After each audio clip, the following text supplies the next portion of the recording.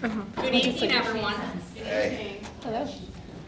I call this meeting to order. Please stand for the Pledge of Allegiance. I pledge allegiance to the flag of the United States of America and to the republic for which it stands, one nation, under God, indivisible, with liberty and justice for all.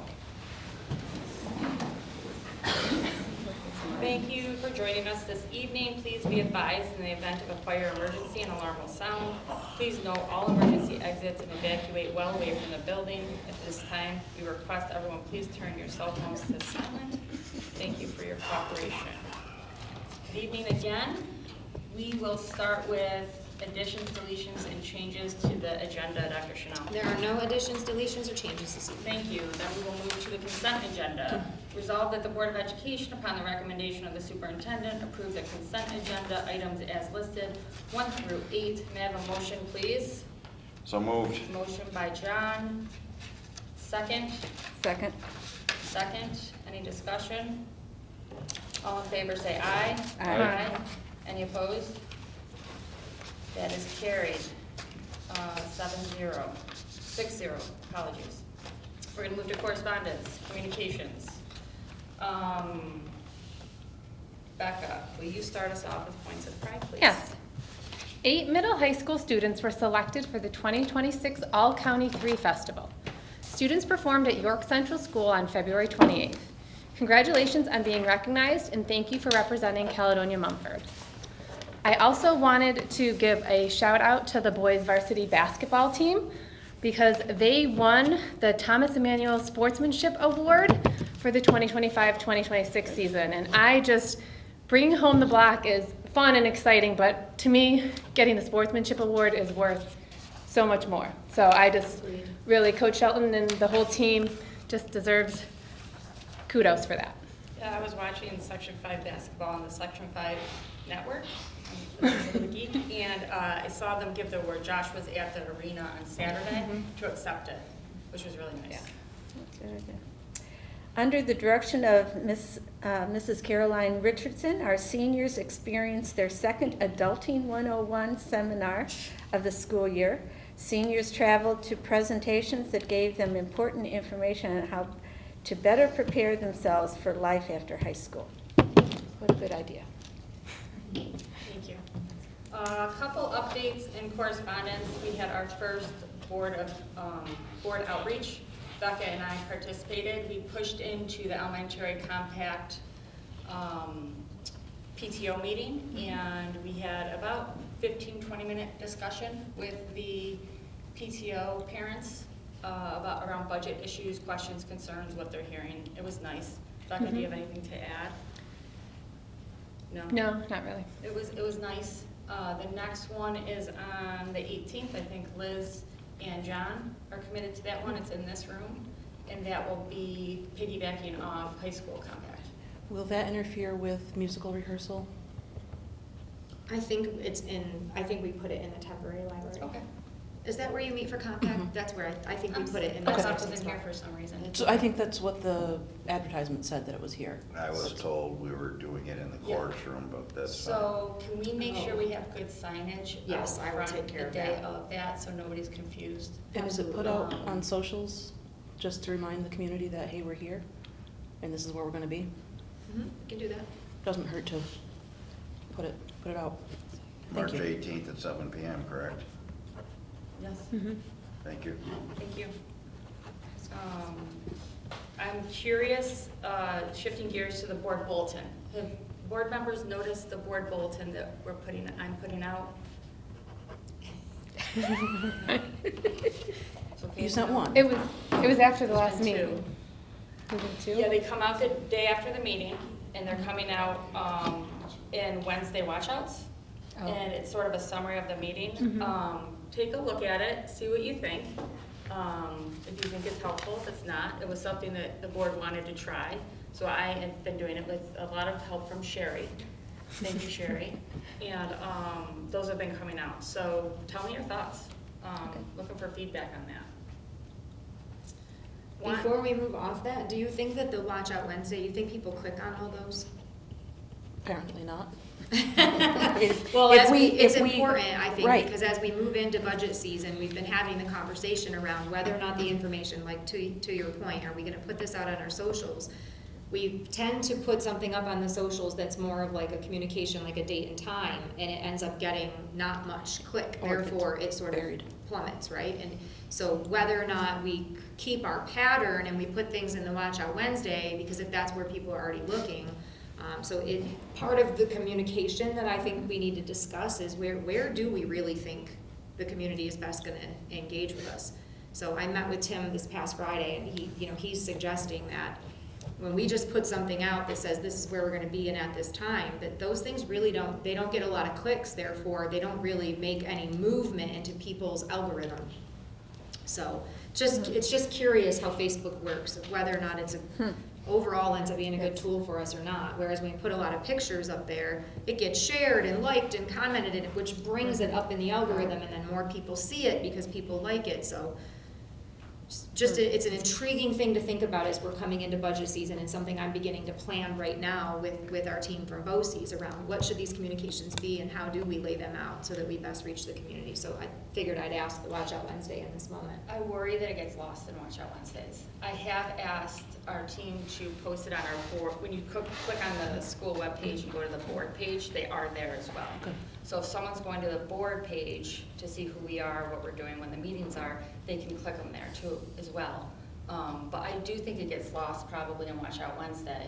We might want to think about wanting or asking for a different avenue for that. Put it at the end of a basketball picture. Yeah. I mean, because I see those all the times. Every once in a while, I'll see a Watch Out Wednesday, and I'll look, and there's some pictures there, and Yeah, that's very true, and it's not us, right? It's the Facebook algorithm, so it's just the Yeah. way that it gets promoted, and That's whether or not you can move the district's work through Facebook, or if people, that's not really where they go to get their information. Yeah. So it's intriguing. The last thing we want, I promise, is a viral post about the budget. I mean, I would be very excited if it was a viral, very positive post about the budget. Yeah, we're okay with that. All right. Does Tim have the metrics on those posts though? He does. Because even if you're not getting engagement, it'll still show. It's not really a post to engage Sure, just the that it got community, some but visibility. it does still show up. It'll show the views, and Yeah. if there is, or there are, We use a BOCES, so last year, as you know, we used the BOCES PR team during budget season, which we always do. This year, we're switching from Genesee Valley BOCES PR team over to Monroe 2 BOCES PR team, where we are just gonna generate a little bit more support from what GV BOCES was able to offer us. As you know, those are things that we care about very much. We want that newsletter to be well done, and I just need the team of folks to help. They would agree with you that the Watch Out Wednesday might not be enough. Trying to figure out how we pepper that in is definitely something that we are examining right now. And then they would do the same thing and kind of monitor our Facebook on the back end, where that team would also then say, listen, this didn't get any views. We've got to figure out how to push it, and that they would be watching just the budget interaction alone, while Tim continues to manage all the components of student life and the way that our Yeah. Facebook currently functions, that we would have a PR team at BOCES that would be managing maybe this tail end of making sure that the community is seeing it. Okay. Can it go in Parent Square? It can go in Parent Square. If newsletters go in there, I mean, is that a place? Yeah, I I don't mean, know. it can, I just I think think in the it's- end, those are usually our most engaged folks, right? So I think Right. that's the other burning question, and honestly, that came up a little bit in our conversation with the elementary PTO, was around, listen, we used to get these newsletters. People really like. They would show up in our mailbox. I was surprised to hear that from folks that are probably digitally native, thinking that people they live next door to still go out to their mailbox to get their newspaper. And nothing comes from the school until it's a budget newsletter. So thinking about how we deliver that message, and maybe not what it used to look like, not maybe every month, but maybe we try to come up with a new pattern if we think that's something that our community wants. I do think it's something we should be asking and listening when we're out in the community, if that's still something that frustrates folks, that they don't all get updates from us. They're not all on Facebook, they're not all on Parent Square, so what is that subsection of folks that we're just still not reaching? I was surprised to hear from this group when the newsletter came up. Everyone's eyes lit up and they all looked straight at us and were like, yeah, we've missed that. like almost unanimously across the board. Yeah, everyone. And it was a younger group as well. So that surprised me that the younger parents were wanting a physical paper copy of the newsletter, that they were not satisfied with the digital newsletter, which was not what I was expecting. Well, and I think they can see, oh, they can show their kids, oh, look, here's your class, here's It's going like on your memorabilia. grade. It's like You something that, keep it too, right? because the kids Yes. aren't going to hop on their parents' device to read the newsletter. Huh, yeah, that's a good point. Consider getting rid of the paper newsletter? We haven't done, we only do 2 editions a year. We do the budget newsletter, and then at the very end of the year, we do the top 10. We do like a year in review, and those are the only 2 newsletters. It's been years. We're probably talking, would you say 7, 5 to 7 years? 35? Since I've been here.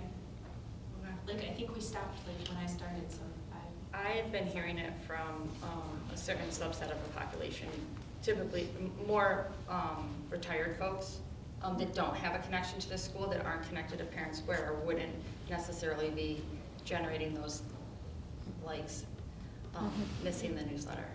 So, Even if we do one quarterly, right, exactly. So I think Just that's something we something- can look at. instead of, hey, we want your money in our budget newsletter.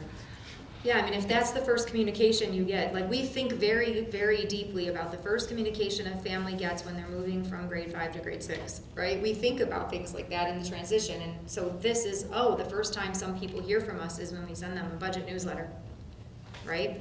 So maybe, even if you just said we're gonna do one in the fall, the budget newsletter, and then one in the late spring, where you at least share the programmatic work that's happening at the school and the return on investment, with folks that should get it in their mailbox. So I do think it's something we should keep talking about over the course of the next couple of meetings while we build this budget, because if that's something that we're thinking about, and we're really are hearing that regardless the subsection of people we're talking to, we should consider addition to the budget to manage that. That's why I think it went away in the beginning. I think it was a budgetary piece in the beginning, whether or not it was bringing a return on investment. So, Yeah, I food for think thought. quarterly sounds good to me. Thank you.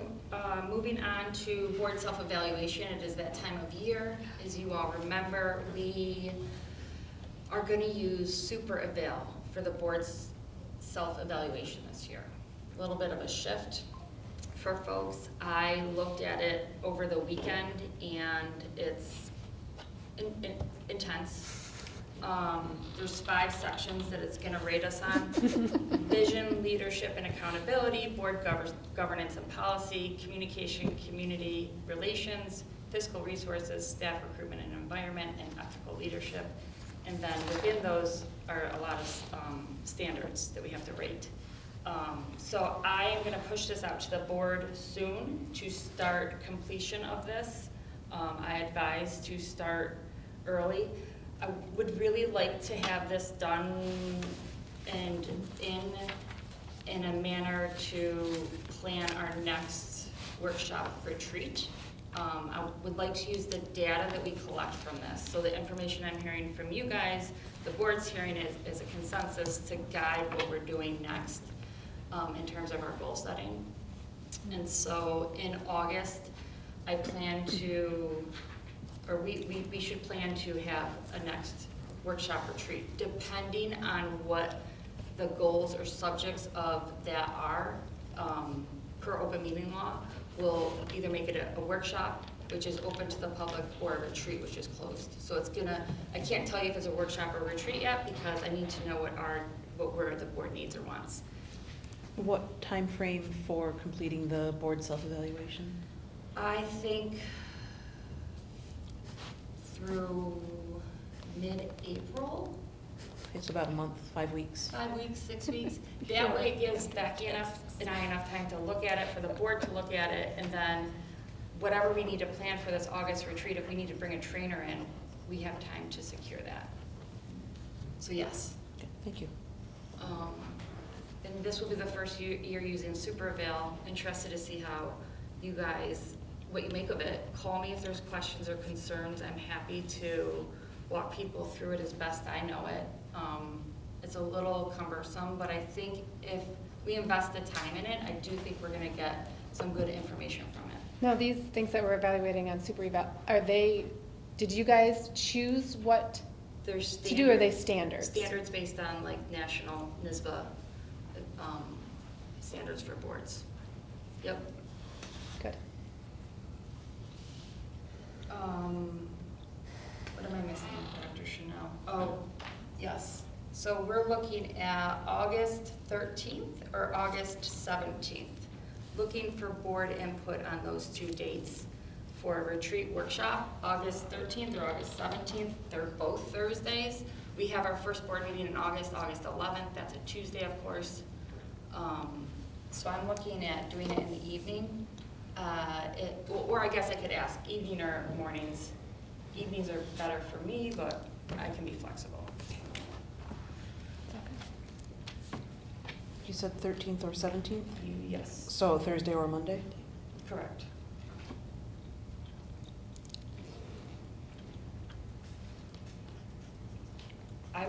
Why don't I send an email to the board if you all could get back to me? Otherwise, I'm just gonna select a date because Yeah. I need to move. I think I had already looked at those dates. If one doesn't work for you, just please make sure you tell me so I can try to work around that the best I can. I'm planning to do it 4 to 7, 5 to 8. The 13th would be better for me. Okay. That was the one, that's the one I prefer. But that doesn't, I can do either. The 17th is sort of our backup, so please let me know. I believe that's it for my correspondence. We will now move to board committee reports. Has there been any board committees? We had the middle high school compact committee meeting. We're going through with coming up with grade-based information to give to parents so that they will know what to expect and what their child is going to be expecting for that year to get them college and career ready. We are working with Mrs. Pete to get stuff on the website, and we're having a meeting on the 18th is the next meeting where hopefully Mrs. Pete's going to be able to join us, and we'll be able to see some of the options for the layout of that. So hopefully in a few months things will be actually on the website and things will be moving forward and hopefully user-friendly is our goal with that. Thank you. Any other committees meet? Nope. Technology met yesterday. Peggy and I were there. We talked about tech plan goals for the next 5 years or so, and grouping that by grade level. Well, what do you say, by grade level needs? That's more for the doing a survey, seeing what each grade pod kind of group would benefit most by to integrate technology in a practical way. Thank you. Sure. And elementary compact, they were mostly just meeting the PTA, talking about the park, and exciting ideas to do there.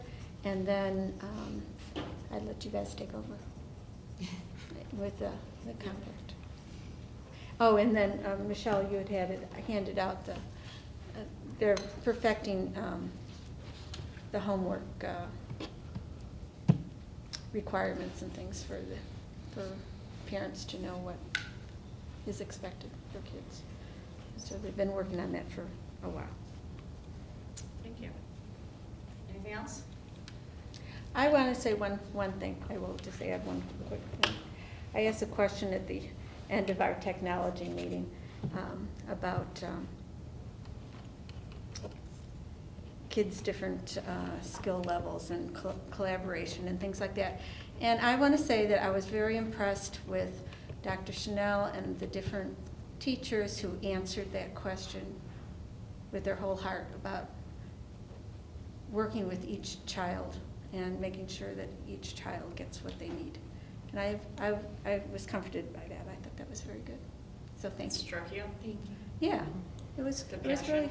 really good. Yeah. Makes me realize why I can't be a teacher. Thank you Well, for that. that it's hard work to cover a whole range of abilities and skill levels and working on that and keeping going and being Thank you, Peggy. successful. So that was very good. There are no guests of the board this evening, I do not believe, and I do not believe we have anyone on public forum. So we are gonna move to superintendent's report, Dr. Chanel. All right, so tonight, I just want to circle back. You're going to see later on in our agenda that you're going to be asked to vote on the approval of the intermunicipal agreement for Genesee Valley BOCES. So I want to take an opportunity during my report and just talk again about what the IMA is and what it is not.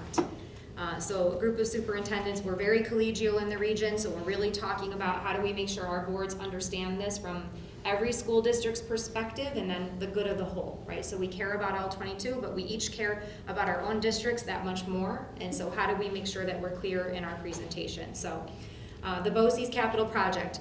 This is not, when you vote this evening, you are not authorizing the BOCES capital project. They actually have to have a public vote, and the public vote will take place. So you're not in any way, shape, or form approving the BOCES capital project. The resolution this evening allows us as a school district to have some autonomy over how we are going to fund our portion of that BOCES capital project, should their vote be successful, which we hope for them. Right now, the way the IMA is mapped out, which we appreciate, is that as a school district, it's going to allow us to pay our portion in any way we see fit, whether we decide that we're going to try to pay it with cash, if we're going to do short-term borrowing, if we're going to do long-term borrowing, or if by year, a combination of each of those things, as it so suits the district in making sure that we're handling our financial burden in the best way we see fit. We had a conversation about this in our audit and finance committees at the BOCES level. As you know, school districts are in all different places. And some school districts might have the ability to pay cash. In the absence of an IMA, they would not be able to do that. For us, we would like to see all 22 school districts agree to the IMA. I think what's really important for us to understand is that if we do not vote yes on this IMA, the IMA is off the table for all districts. So we either have to all commit that we're gonna finance the BOCES capital project in whatever way is best for each district, or the BOCES is going to have to go out and they will only be able to borrow from DASNY. You know, as we've discussed, if we have to go out and borrow from DASNY, we're talking about this project costing us way more money in the long run than if we as a district are strategic about how we finance and pay. So this evening, when you vote on the IMA, really all you're voting on is the ability for all 22 school districts to fund their portion of the capital project, should that capital project vote go up, in whatever way the district is best suited. Do you have any questions for me about that? So if one renegade school district out of the 22 votes 4-3 against, and their president doesn't sign it, that means the DASNY. other 21 districts will all pay a significantly higher interest rate regardless. Regardless.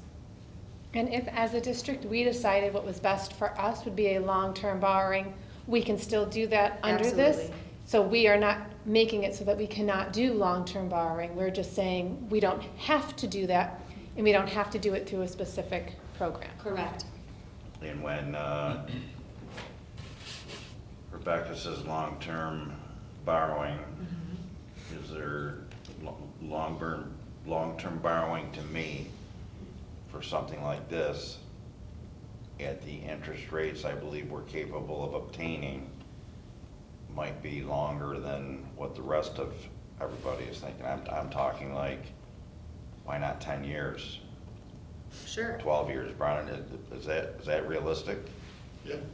Oh, okay. Yeah, for us, it would be our own financial picture. So we would continue to work with BPD. So we have our own debt that we pay very close attention to each year. So what we would be doing is folding this debt into our current debt and making sure that we're then managing our debt as a district to keep our tax burden as level as we can keep it, right? Versus any other way, right? So if other districts are gonna tell us how to do that, then it's just gonna happen for us. It would be probably cheaper in terms of what we pay each year. It would be less, but in the long run, you would be talking about much more interest on a loan that would have to go out through DASNY at 20 years or 30 years for borrowing. And we get state aid on every penny we pay. We do. We get state aid. It's similar to our capital project, so we'll talk about that in the end. That just like our capital project, We try to get 100% of our project aidable. BOCES is gonna be doing a couple of additions, so not everything is gonna generate the same amount of aid, but in terms of the aidability of the project, yes, we will generate aid on what we borrow and pay. So if we pay $1 million a year just for this conversation, we would get back $870,000 every year. If the budget, if the capital project was coming back at that ratio of aid. That's a little bit more of a technical conversation, right? Okay. So our capital project, we will generate our same percentage of aid, so let's say 84% is our building aid. When you think about what we're gonna get back in aidability, our project right now, we're accounting for about $750,000 of our project not generating aid. The rest of our project is going to. The BOCES capital, and we might be better than that in the end, the BOCES capital project is also going to have some portions of it that are not aidable. I wasn't aware of that. Yeah, that, every capital project has that, some components of it that don't generate aid, whether it be as much aid or no aid at all. Okay. So when we get into the nitty-gritty, right, of understanding what BOCES is going to do, you'll start to see some of the aidability of that project become far more clear as they move into the voting. In the end, with the IMA, regardless, right, regardless, this is our only option to manage our own finances versus ending up in a long-range DASNY plan. I think it's best for the district, obviously, but I would think if I were in charge of BOCES and I wanted 22 districts to vote yes, I would already be able to give them the information of exactly how much of the grand total is not, and then why. I wouldn't, that's something, Yeah, I so understand, I understand why. Well, we've talked about that, so from the perspective of Caledonia Mumford, like, that's a question I continue to pose. Like, this evening, you're asking us to vote up or down on an IMA, and there are definitely some components of that capital project that we still need some clarity on. So I think that's why it's so important that we say that this evening, when we vote on the IMA, we are not approving or disapproving BOCES capital project. They still have the work of selling that capital project to the voters. Thank you. Will that be on the election with the rest of the budget? It will not, it will be a separate vote. It will not take place at the same time as our vote. Okay. It'll be held completely separately, separate day. Okay. So I think, thanks for separating that out, that tonight what we're voting on is separate from the actual project. I think one thing in terms of this is it's important, well, I think it's important to approve this because if BOCES, like Kevin was here and he talked about doing another project in 7 years. So, you know, to be responsible, we're gonna wanna have this cracked within 7 years, whereas DASNY is a 20-year payment period, I think. We need to make sure that we're able to budget for it to get it cleared off the books in those 7 years, and I understand the aid coming back on that stuff. You wanna have things structured like that, but yeah, I appreciate, I have concerns like you of what BOCES is doing, but this is, it's good. Yes, it's very important this evening to pull them apart because they're not the same thing. Yeah. Yeah. We'll still have the work of supporting BOCES when it comes time for voting on the capital project, that all of us are able to speak to their project down to the nickel, because people are gonna ask us when we're out and about, right? But I understand we're not quite there yet. The holdup right now is around the building in Leroy, and whether or not that building is gonna be purchased outright as part of this capital project, whether or not we're going to attempt something different. Which would And not be they're in, aidable. correct, and they're in negotiations over that right now. So that to me is the thing that is probably, I wish it was also done. I put a lot of pressure in terms of how I feel about that. I think that I would agree with you, that when I'm doing this, I'd like to know what we're saying yes to. But this separately, we're just saying yes to our ability to manage our own finances. And for that, I'm comfortable bringing the resolution to the board and asking you to do just that. Give us the autonomy to manage the district's finances in the best way for us, Like we always have. like we always have. Do they- Go ahead, sir. At one point in the last couple months, it was mentioned that Caledonia Mumford could be a potential polling place for this vote. Has that been determined for sure that it's not going to be? So as of right now, Kevin, our district superintendent, is actually asking us, so that was gonna be the next thing on my list. Sorry, I didn't know that. No, it's good, it's a good transition. So We have the ability to say back to BOCES whether or not we want to be a polling location.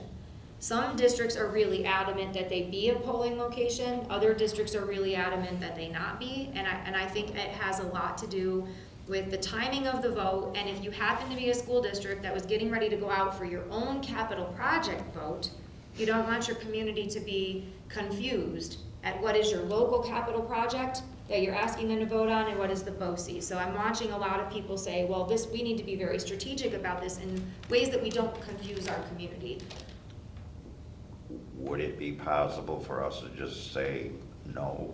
I would say Period. it's the consensus of the board. It would really be up to you. Do you want to send out mailers? When BOCES sends out mailers to our community and they say the polling places are in Leroy or they're in Avon, and there's lots of polling places and we are not listed, if we're comfortable with that, then we're not a polling place. If we feel like we don't want our community members to have to travel to Avon or Leroy or Bergen in order to vote, then maybe we say, well, we would be a polling place. So that is a question I have. You don't have to answer it tonight. I think it's worth pondering for the next couple of weeks, and we'll talk about it when we're together again the next time. Okay. But we do need to decide if we feel like by not holding it here, are we disenfranchising our community? Or by not holding it here, are we saying we don't support the project? Like, what are things people would read into that? And I think those are the questions that Kevin is kind of asking back. Like, if we want to support this project and we want our community to be able to vote, we're not in a predicament where we have to go out, or we were planning to go out for our own capital project vote. If that was happening to us, I probably would feel some sort of way about conflicting or confusing the two, but we should be in a good place. Do they have a sense of when that vote is gonna be? They haven't set the date, but they're definitely leaning toward early June, So after a budget vote? after our That's budget vote. Like, so that's important to me when I'm considering this. I mean, obviously, we're coming off of a year where we had to go to a second budget vote, so do I think about a June vote being held here? That when, if we end up having to hold our own, I hope that we don't have to do that, but I have given it some thought, and that's been my piece back to Kevin, is like, wow, for every single one of us, actually, in this financial landscape, for every single district, you could be in a situation where the May vote doesn't turn out the way you hoped it would. And so to have a BOCES capital project vote in June, a lot of people in the room that are under a lot of fiscal stress this year were like, oh boy, we all hope we clear the hurdle. Who seems to think that this building thing in Leroy is gonna all be taken care of in the next 40 days, that they can vote on in June, in 8 weeks, April, May, 10 weeks? Is it possible that that vote doesn't happen then? Or is it possible that the building part in Leroy is gonna screw the whole thing up? I wish I could give you the answer to that question. It's been my burning question every time we are Okay. communicating about it. Kevin is very hopeful that he is going to be in a good spot and that his timeline is going to be kept. I would say school districts across our region are also very hopeful for that early June vote. Because in an early June vote, if that capital project goes up and we have fund balance, we could make a decision with our end of year fund balance with an open project that's been approved, we could actually charge to it, which would allow you, even if all you were gonna set aside was $150,000, right? At least you'd be able to get some movement toward what that next summer's first payment would be. So there's a lot of districts that, in preparation for this, have started closing down their spending and trying to manage their fund balance to end up with enough fund balance to give this capital project a good chunk to get ahead of the game a little bit. So there's a whole slew of superintendents that would like to see this happen in a vote in early June. As we've debated, early June or moving the vote into September. Moving the vote into September means you lose an opportunity with right now in this year with any fund balance that you might have to get a jump on the game. So there's some strategy to trying to get it to happen in early June and some pressure for us to stay on that deadline. So there's some competing interests there. And I would say for us, I agree in watching our budget right now and the management of our budget, I agree that if we could get a capital project vote that goes up at the beginning of June, we would be able to move some fund balance to be able to manage this liability that's coming our way. It would be in our best interest too, so. Great questions. All right. And your concerns are very valid and been vocalized lots of times, you know, so as we walk away from this meeting, I would also just say, if there are other concerns that you have, don't hesitate to send them to me, because we are all communicating as a group. I would say all 22 boards of education are feeling exactly the same way as you are right now. That's the consensus I'm getting from the group, that we're all sitting here saying, okay, let's cross this finish line, but with high quality and lots of really good details. Thank you, Dr. Schnell. Absolutely. There is no old business, so we're going to move on to new business. And we are going to move to budget presentation number 2 of the proposed 2026-2027 annual school budget.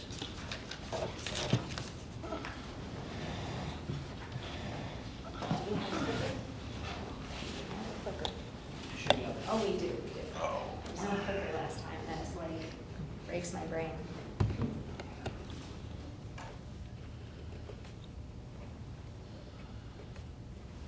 Nice pictures on Isn't it a beautiful Yes. picture of the elementary school? I love it so much.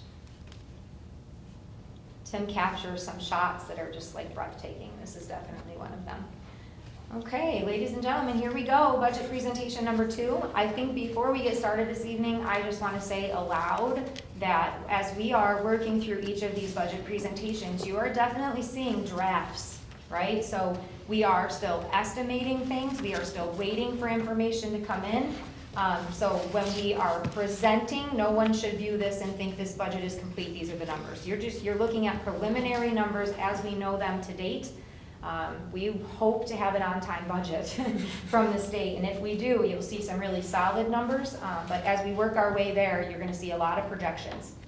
So this evening, we're actually gonna talk about the instructional budget. The instructional budget for us is the largest component of our overall budget. It's every single thing that students touch. And so just think, if I'm a student and I'm experiencing the day, I have teachers, I'm maybe receiving special education support, the Chromebook that I'm using, my technology, the book I signed out from the library, that I'm playing a sport, even our school resource officer is inside your instructional budget. So every single thing that makes the kids' day that they interact with directly is inside our instructional line. What does this budget do for us? So you're gonna see our first draft here. This budget does provide everything that you would expect from a CalMom education. So we could go through the list of all the great things, which you will at some point see in my budget newsletter, but just thinking about the coursework that we offer, all the extracurricular activities that we do, every single thing that we had last year and then some inside this budget for full opportunities. Also, inside this budget, you are going to see full-day universal pre-kindergarten, which we have decided to go full speed ahead with. An increase for special education programming. You've heard from the administrators, and they've shared with you what their needs are. Their needs are inside this budget draft.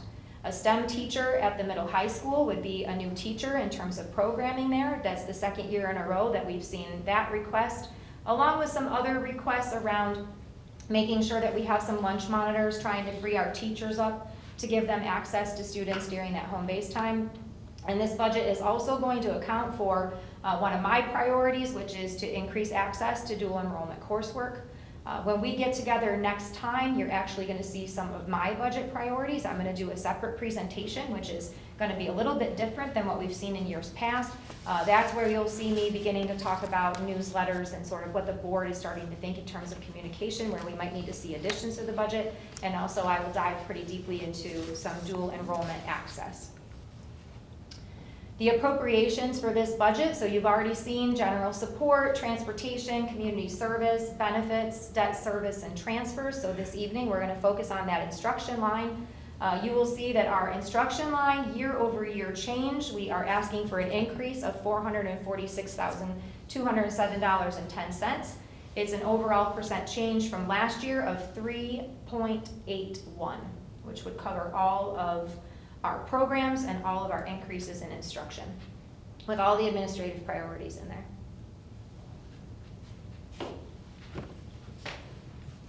So let's talk a little bit about revenue. So I am looking at all of our state sources. So when you're taking a look at overall revenue for the school district, this year we did see an increase just over 4%, I think it was 4.6% in total in foundation aid increase. The average across the state of New York, most school districts only saw a 1%. That increase for us actually puts us in a pretty decent space in terms of coming in knowing that our foundation aid increased. Why did that happen? Well, there's a couple reasons why you would see an increase in foundation aid. For us, our increase in foundation aid is connected to our wealth ratio. So really, as you see the community starting to decline in wealth, the state of New York starts to increase foundation aid. So I would say inside the walls of the school, the board has supported some of the changes that we've begun to see in our demographic. We have a full-time social worker that we added a few years ago. We've talked a lot about the needs and the demands of students. We added crisis interventionists last year at the elementary school, right? So we've been talking about how the demographic is changing. And finally, the foundation aid formula has caught up to that. And so we did see an increase in foundation aid this year.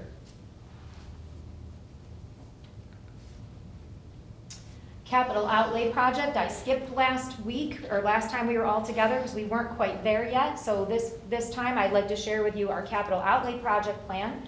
Again, a capital outlay project, we plan for a $100,000 project each year coming out of, or inside this budget each year. So it builds for us both a project that takes care of our campus, and to John's, this is one that we get aid on in its entirety, right? So we're gonna generate building aid on this. Just like last year, over here in this building, the 612, we focused on our HVAC system. Last year, we did some transitioning from pneumatics over to electronic controls. We are now going to begin looking at some controller upgrades. So as we have rolled out a new system inside our school, we've actually switched over to what's called EcoStructure. We've had it at the elementary school for a bit. This year, we made that full transition in this building over to EcoStructure. We're realizing that some of the controllers that are in this building, so think about them as like a mainframe or like a brain, some of those controllers are not communicating as well with EcoStructure as they did with our old system. And they're not supported anymore. As you know, when technology changes, right, no one supports that, so you can't buy some of these things new. Day Automation is helping us quite a bit right now. They've actually been in, we have 4 areas in this building, I would call them servers, that are working fairly decently with controllers. 3 of them are working fairly decently. 1 is really struggling. So we want to make sure that as we're upgrading our system, that our system is in constant communication with EcoStructure, which is where we can see all of our HVAC units and what's happening with them over time. We also need to do some exhaust fan upgrades. So what you'll see inside this capital outlay project is that we're going to ask for the HVAC system in these components, and then we're going to begin to assess this building with campus construction and with Day Automation and our facilities team to begin to identify exactly which controllers we need to prioritize first. So this will by no means take care of the entire building, but it is going to allow us to replace a couple of pieces that are creating blind spots for us right now in our overall system. So that will be our priority. So I'm going to take you back to the revenue slide for just a second here. So in the revenue slide, you see that the real property from 2025 to 2026 budget to what we're proposing for 26-27 is an increase of $155,968, which puts us at that tax cap of 1.97. So whenever we're building the budget, we always come out with the revenue at the tax cap, and then we will continue to have conversations collectively around what we are going to set that levy at. So with that, I wanted to share this slide with you just to give the board an idea of what it looks like when we are, and the community as well, an idea of what it looks like when we are levying tax. So I've asked Brennan to kind of break that down for us, where you're looking at, if we were to go out at 0.5, 0.5 means we would be collecting another $39,000. The number I like to focus on is what does it really mean when we're talking about 1% of our budget, because I think it helps, or 1% of our levy, because it helps us understand that for each 1% that we collect, you're talking about $80,000. So if we were to go out at our cap at the 1.9684%, $155,966.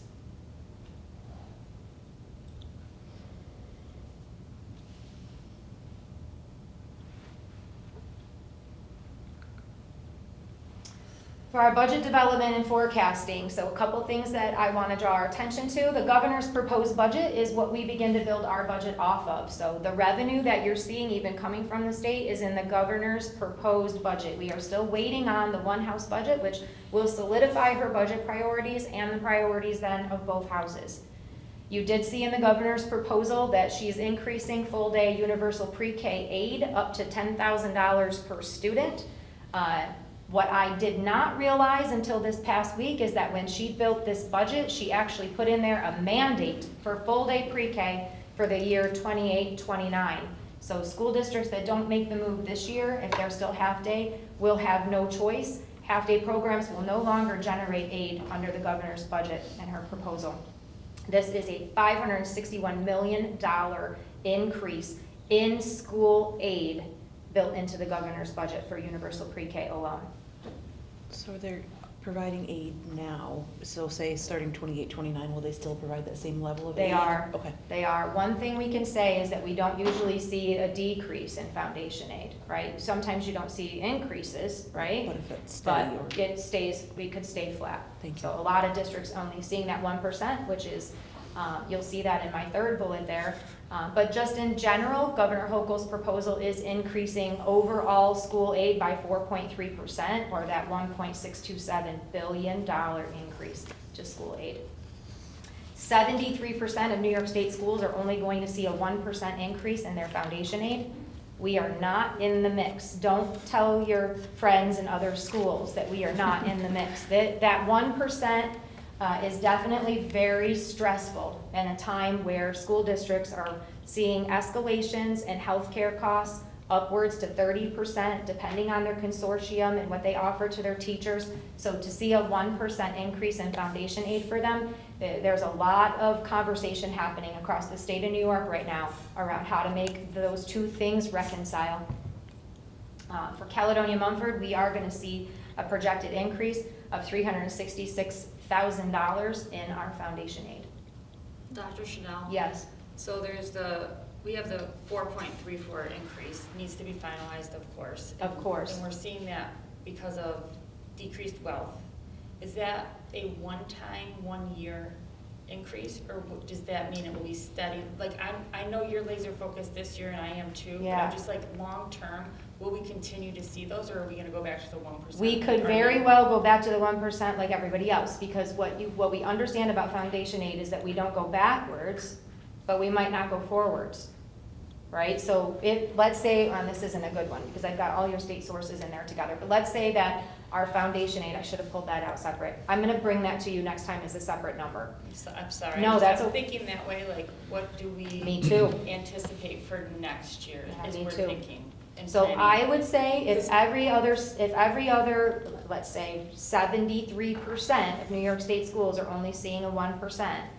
If by next year, we've already seen the increase in foundation aid because of our wealth, our foundation aid went up $366,000, right? So we already went up. Next year, if we go into that, we might only get a 1% on top of our total foundation aid. That's what's happening to school districts around us. So yes, we have to think like that. Well, districts, what I'm hearing is, there's big cuts happening all around us in districts.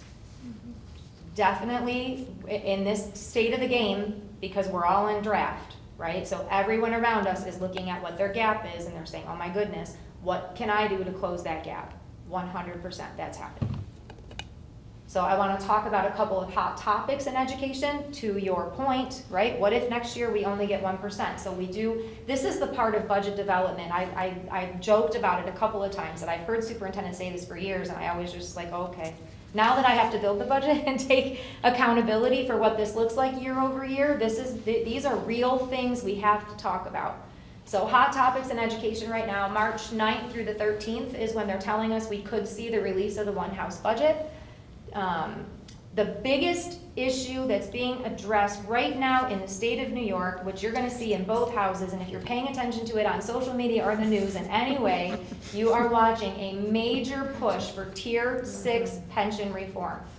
So it is true right now that more than half, I'm going to throw a number out there and tell you it's getting closer to 70% of the folks that are employed in the state of New York are Tier 6.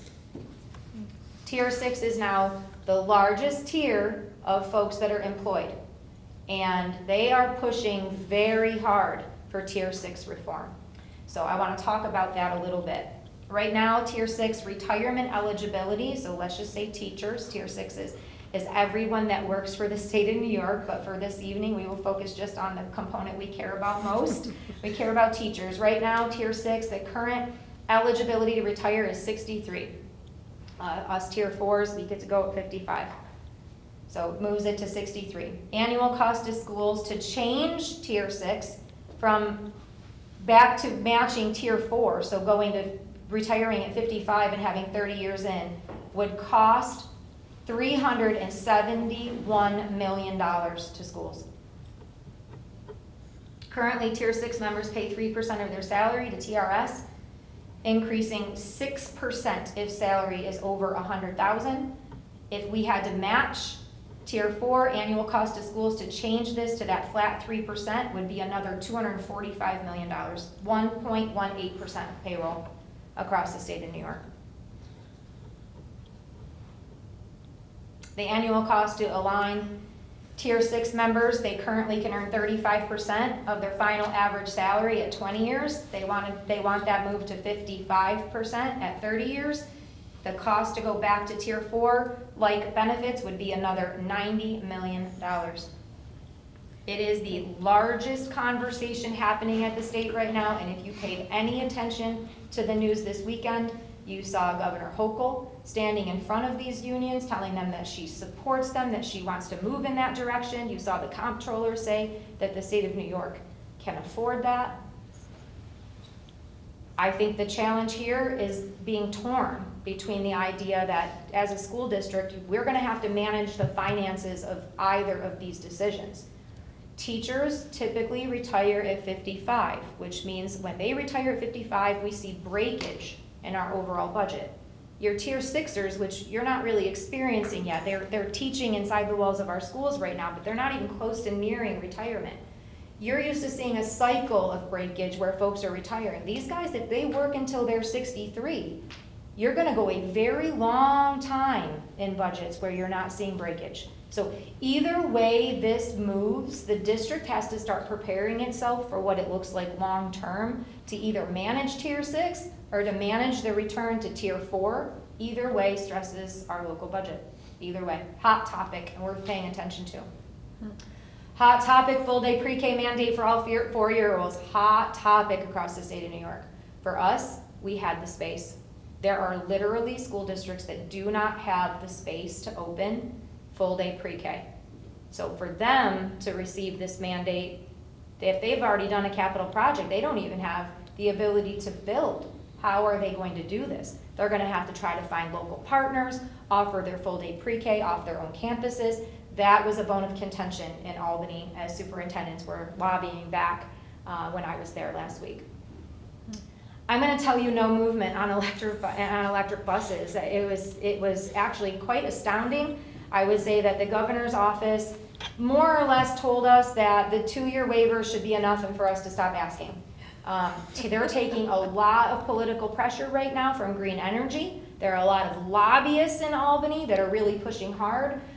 There was a release of a letter that came out late last week, I believe, where a ton of Democrat legislators have actually written to Governor Hochul and signed their name to it and said, don't cave to the pressure. We should be on the forefront of electric buses. It was interesting, and I would say that's what I felt when I was in the room was, listen, we gave you a 2-year waiver. We can't talk about it right now. So I feel like maybe it's on pause and it's on mute at the same time. It was also acknowledged that there are districts in the state of New York that have been trailblazers and gone full speed ahead to electric buses, and that is not working out for them. So the advocacy that was happening in the room in Albany with the governor's office on behalf of every district in the state of New York was alive and well. And the governor's office said, we've heard you. In fact, at one point, one of her representatives said, we can talk about this all day, or we can move on to a new topic. Should we move on to a new topic? So they're done talking about it for right now, but you're watching superintendents, especially if you're watching social media. A few of you have sent some posts in our chat to say, hey, are you guys seeing this? After that session in Albany is when you started to see a lot of superintendents come right out on their social media and say, bam, that's not working. Because we did not get a lot of movement in that room, and it isn't going to work. So I'm gonna work on our waiver. We do the 2-year waiver. I think we should be good to get it. I've gotta they actually had at first told us wait till 2027, and now they're saying no. It doesn't matter when you submit the waiver, it's still gonna be for the 2-year period. So I'm gonna start working on that to make sure we're good. You will see some school districts in our region putting an electric bus up next to their budget vote to allow their community to vote the bus down because it earns you a lot of points inside the waiver. If we can earn the points without having to do a no vote on electric bus, that's gonna be my first decision. If we cannot, I will be coming back to you and saying the only way to do that is to put an electric bus up to vote, and I would say that we do that sometime in the fall, far away from our budget, so folks understand it's not the bus we're actually gonna buy that is diesel to put in our garage. So more to come on that, but there is a waiver out there, and we do have to qualify for the waiver by earning points. Last, and I would say certainly not least, inside education right now is this federal school voucher tax credit. If you have not read about this, this came from the Big Beautiful Bill, and this tax credit is a 1-to-1 dollar for dollar match. If you donate money to they call them scholarship granting organizations or SGOs, when you grant money, you give money to an SGO, you're gonna get a dollar for dollar credit back. The SGOs are actually being built across the nation, and they are funding more along the lines of your private schools. So you are gonna watch a lot of advocacy, and I will say where I fall on the advocacy is every dollar that leaves Caledonia Mumford and goes to a private school is another dollar that we would have to raise from the local community in order to keep our programs here. So the balance there is not that you don't want people to have free choice, you want them to be able to do what they want to do in terms of the decision making for their families, but then understanding what that means for the concept of your community school, and that a community takes the responsibility of that collectively. So these SGOs are gonna be interesting. I will tell you that it is also worth researching, so I'm researching what will it take for Caledonia Mumford to become an SGO. Because if that's where the tax credit is gonna come, maybe we need to launch our own SGO. So you have to watch the flavor of what's happening at the state and at the federal level to see whether or not we should sort of jump on a board, right? That would allow us to become an SGO, and you're gonna see that start to happen in local school districts around us as well. Could you brief? That could cost us so much money. Sure, fire away.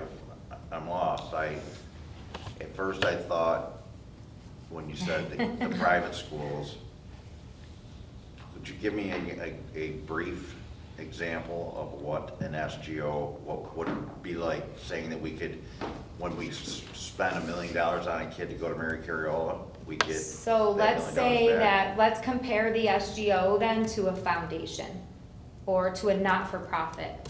That you are an organization that money can be donated to, and then with your board, you can vote to spend that money however you want. You're talking about donating money to, for cats. Yes, if that's what you wanted to do, right? But in these cases, when it comes to the federal school voucher, right, it's gonna open the door for folks to donate money to private schools through these SGOs, which will then increase like their endowment. Think about like a private college that has an endowment. These private schools are gonna increase the amount of donation they can take, which means they can offset what it costs for a parent to send their child there. They would be able to offer scholarship instead of families having to pay for private school. So that it's.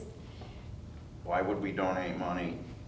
It's out of our budget, right? Yeah, I wouldn't donate money. What I'm saying is if this is the way in which schools will be able to help their community get tax credit, you could have an SGO where people then donate the $1,500 to Caledonia Mumford's SGO. It's then in our coffers, right? Where we could then say to your question, maybe we fund our athletics through it. You know, what do we pay for out of that? We would decide. So if this is the new game, John, we're either gonna have to, well, for right now, we're gonna fight it. Right now, at the state of New York, we're gonna fight it. And the reason being, and this is just the simplicity of it, and this will come from like that same passion that I have around why we should care about every single child that comes to us. In the state of New York, if you are a private school, you do not have to accept students with disabilities. They don't have the same rules that we have. So for us, it always feels so unfair that they don't have to operate by the same rules that we have to operate. So we have to provide a free and appropriate public education to every child that lives in our community. But not every child that lives in our community would be eligible to go to a private school, because based on their needs, whether they're academic or physical or behavioral, a private school could say no to them. So what we are hoping for in terms of NISCUS, your superintendent group, is that we at least begin to lobby the state of New York to say, like, if this is the direction that we're going to go, then private schools should have to operate under the same rules that we have to operate under. And the state should see to that. There should not be opportunities for them to then discriminate based on a child's academic needs. Thank you, I get it now. Are they arguing that the private schools don't get state aid? Or federal aid? And so What- they're trying to balance that?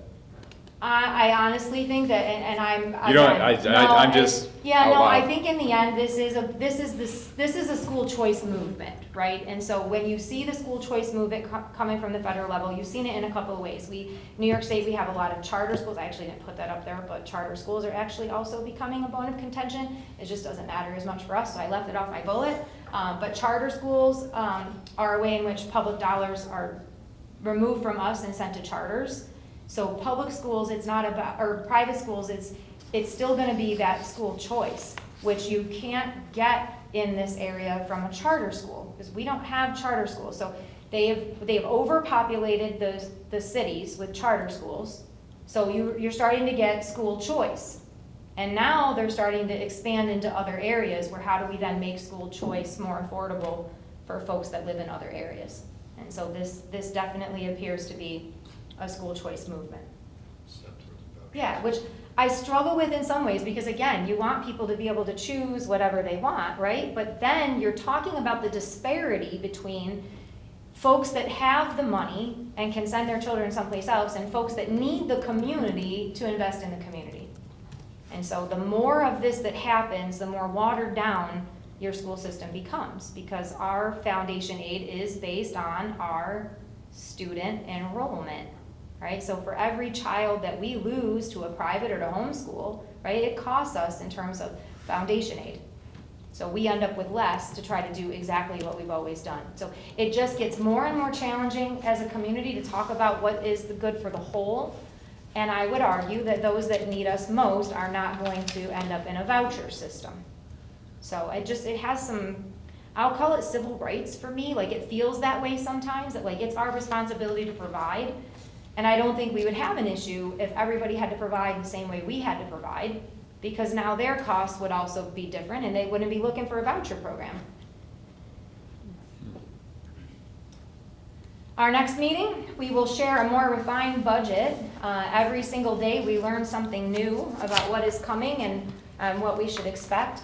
We will begin trying to close our gap, which for us is not terrible right now. Do you remember the number off the top of your head? About 380,000? Yeah, say right around there. So say 350, right? So we've put in all of our administrative priorities, and we definitely have some room to move. I'll go back to that slide. We have some room to move in terms of our revenue. You'll see like our appropriated fund balance and our reserves, as I mentioned to the board the last time, that we were building our guidelines. I'm leaving that open. So right now with that gap, we actually have some room where we could come back and talk about reserves. We are going to talk about our reserves. We need to do some fundamental shifts inside them. We still need to take care of that unemployment reserve based on the comptroller's report and move some of that money. I've got some strategic decisions that we should make as we're right in the middle of this budget development that will allow us to not necessarily create revenue, but to have reserves that allow you to pay bills out of them. So we'll talk about that more. It's one of those things that we should talk about in isolation to make sure that it makes sense, so we'll circle back to it. But there's definitely some room in revenue for us to consider.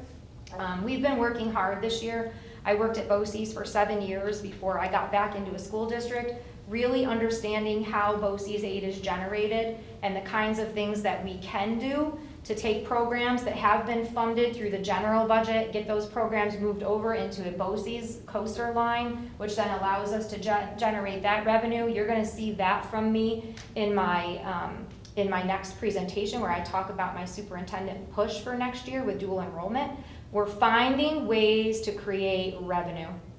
And by finding ways to create revenue and giving kids opportunities, you're in a win-win situation. And we have found several of those this year where we've been able to move money out of general support and into places where aid is gonna generate. So we're gonna talk a little bit about how this budget, we've got some wiggle room because we've moved some even teacher salaries from general support into BOCES aidable lines. So I look forward to talking to you about how we're gonna close that gap in strategic ways, and then circling back to what that might then mean for that real property levy.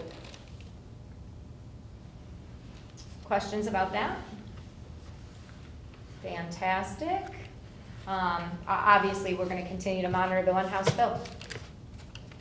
If we do, as we start to close out that gap, the board has set decision-making criteria. We reviewed that the last time we were all together, but that's also in this presentation to make sure that we are abiding by the big picture here as we make those kind of strategic decisions.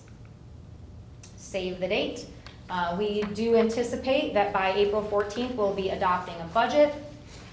On April the 27th, we will get together on that Monday night to vote on the BOCES budget, which is imperative for BOCES that as many of us as can are in that BOCES, or on that Monday night and vote for their budget. They do need us to do that. May 12th will be our public hearing, and we will ask our community to come out and vote on May the 19th. So when you put the save the date up there, I'm thinking, wow, April 14th, It's so moving. a month off. And we're looking at these tax levy numbers, right? And the Mhm. board really hasn't had discussions about what the comfort level is. Correct. What, that will need to happen soon. Next meeting, I would say, like I'd like to be able to bring you some of those revenue pictures and kind of show you what we were able to do and balance that back against, you know, I was telling Brennan, I sat in a session, I think I finally understood, and I'm gonna help us next time we're all together really understand what it means when we say that we're not going out at the cap. Just like with foundation aid, where we got that increase of 366,000, right? And from there, every percent from there is based off that base number, right? Your tax levy is the same way. So it is really hard, and so looking at the slide, it would be really hard. We could never tax our way out of a tier 6 change, right? We could never do that. 1% on our tax levy only gives us $80,000, right? $80,000. That is it.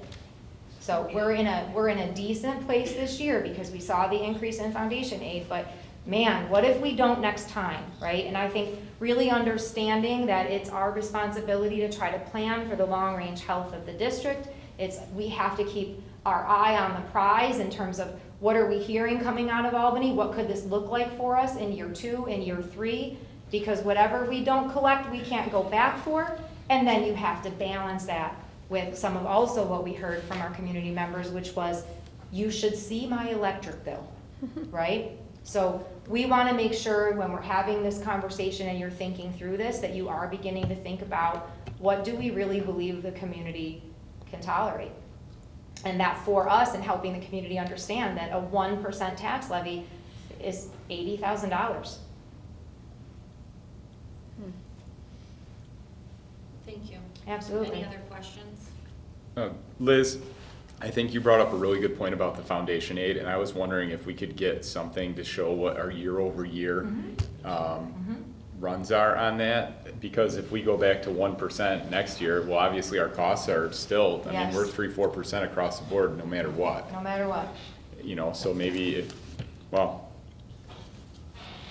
It makes our jobs really hard. yeah. It does, and I do think that that's the struggle that we're in, right? And I just outwardly, we can say that I also would like to see our school budget go up the first time, right? So how do we do a really good job of making sure that we're having these conversations, that we're feeling really confident about the information, that we're able to communicate about the budget, that when folks have questions or concerns, that if they're not able to get their questions answered by you, that they're sent to me or to Brennan so that we can help things make sense.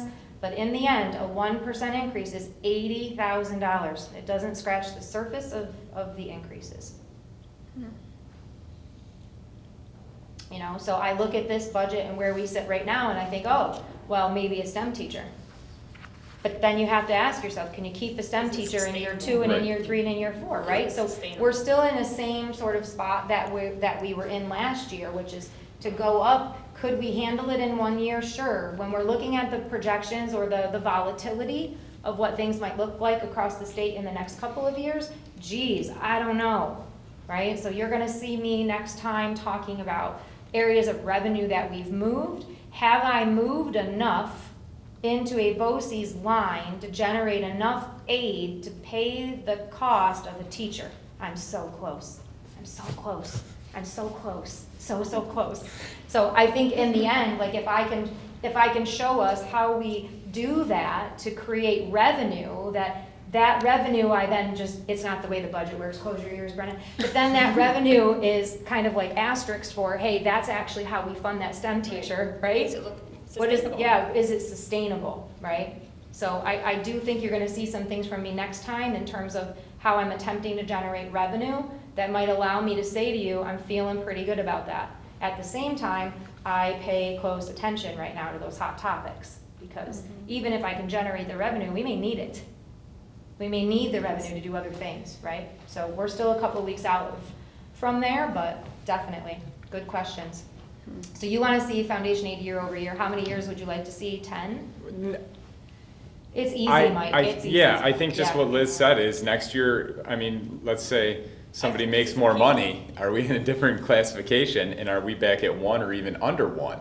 Has it been under 1? It hasn't gone under 1. Last year it was at 2%. This year it's at 1%. A lot of districts are saying, geez, why not the 2% hold harmless? Like, Right. why are we not hitting that? You might see it come out of the two-house budget. You just did not see it come out of the governor's budget. She made full-day pre-K for 4-year-olds her primary push financially. And then she made full-day pre-K for 3-year-olds in New York City a very big push. So they're gonna see both of those in their funding. They're telling us forecast that. I There don't was think a- it's hard to get that foundation aid stuff, so I'd say 10 years. Oh, yeah, it's easy. Would be good to see. Because then we've got the teacher's contract, which is I can't remember, 3.5, 4, something in that area, and it's gonna keep coming. Like It will, just- it will. I mean, you've got some, we call it breakage, it might not be the best way to say it, but folks retire at 55, you get some breakage. Like, we're managing some of that this year better than we thought we would be able to manage it, and it's probably because we've had some other positions go unfilled that we've been able to manage that. But next year, that management should, in this budget that we're building, the management of that in the next few years is still pretty good. Is we're gonna get we have some retirements coming. I keep on thinking of one thing, is that last year when the budget went down, we had a 2-point-something or other percent Mhm. increase, right? Yes. And for those of us who didn't follow how that was over 2%, which is what people thought.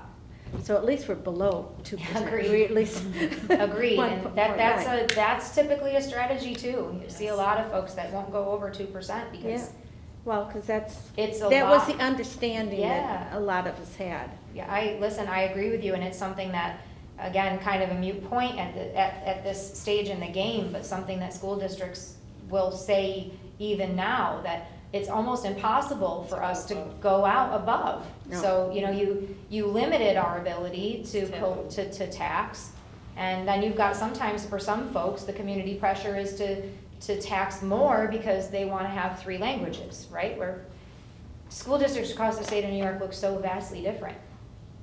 Some people want the ability to do that, and they can't get it without a majority vote, But for us, I would agree, and communities our size, people expect to see it below 2% because they would have to follow it closely to better understand how the property tax cap is calculated. Right.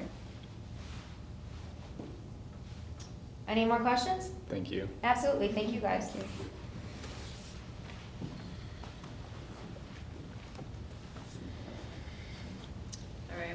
on to number 2, under new business. I'll let Dr. Chanel take your seat. Thank you. Approval of intermunicipal agreement, resolution of the Caledonia Mumford Central School District Board of Education, whereas Genesee Valley is proposing a capital improvement project to include additions, alterations, and improvements at the Batavia and Mount Morris campuses, and may include the purchase and/or donation of real property, and whereas the funding for the $42,885,649.39 capital improvement project is proposed to be secured through an intermunicipal agreement between Genesee Valley BOCES and its 22 component districts.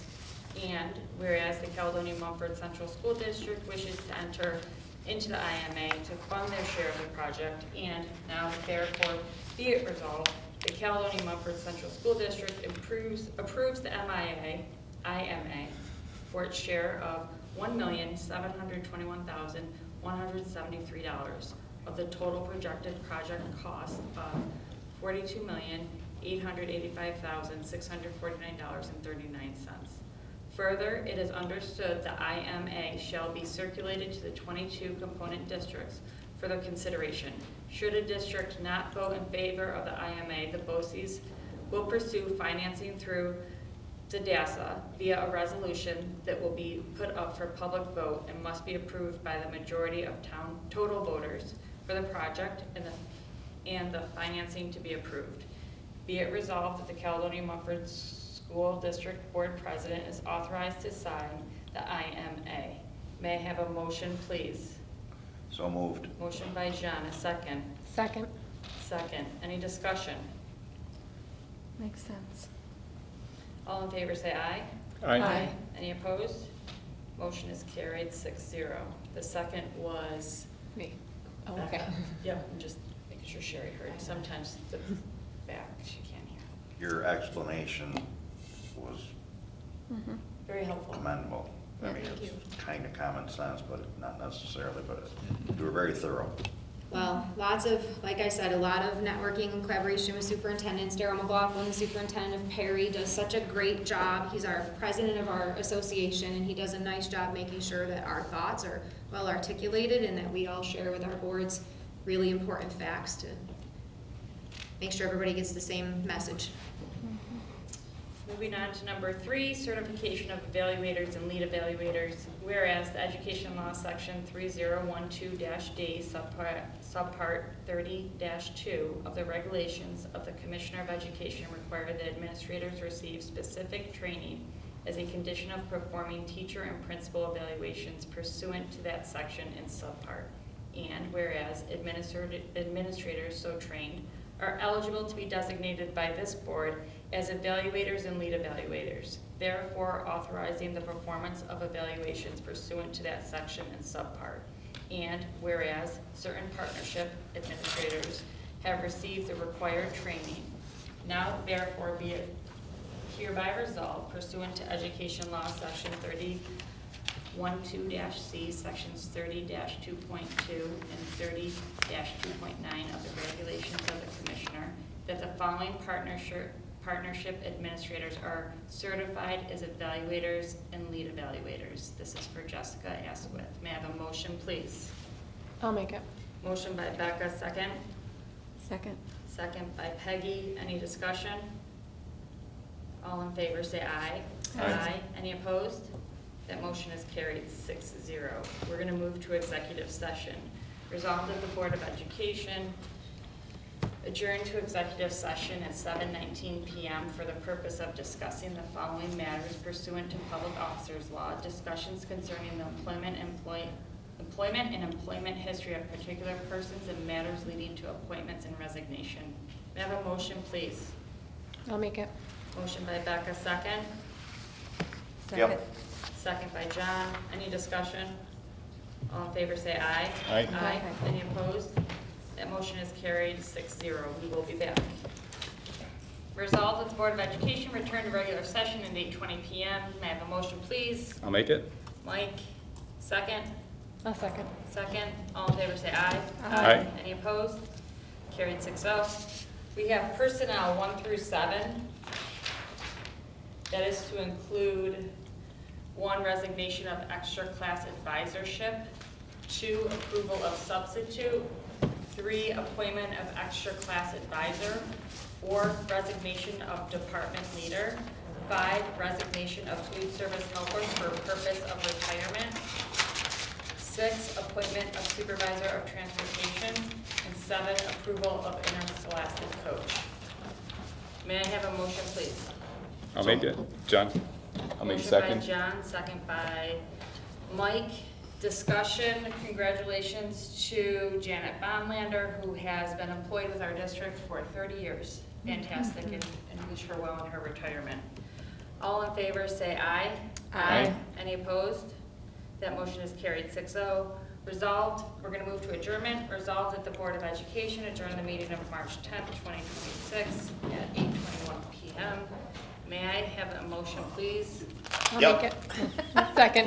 Motion, John, second. Peggy, all in favor, say aye. Aye. Motion carried 6-0. Have a good evening. Thank you, everybody. Thanks, everyone. Thank you.